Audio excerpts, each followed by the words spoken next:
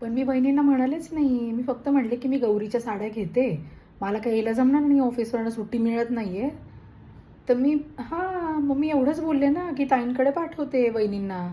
आता वहिनींनी काय दोन करून सांगितलं असेल मला माहित नाही.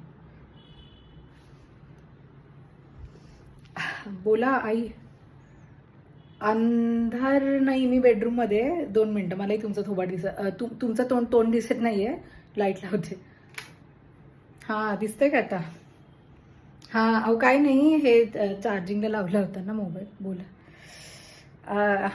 वहिनींना बोलले मी ते गौरीच्या साड्यांचं.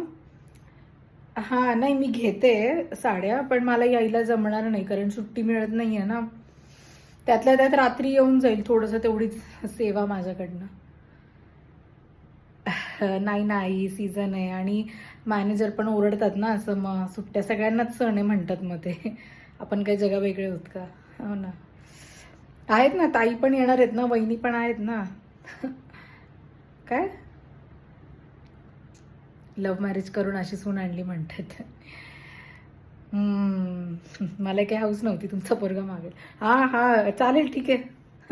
चालेल. साड्या घ्यायच्या वेळेस मग आपण जाऊ सोबत, फोन करते तुम्हाला. चालेल, ठीक आहे. हो, जेवलो. दमली आहे प्रॅक्टिसवरनं. हो, अच्छा.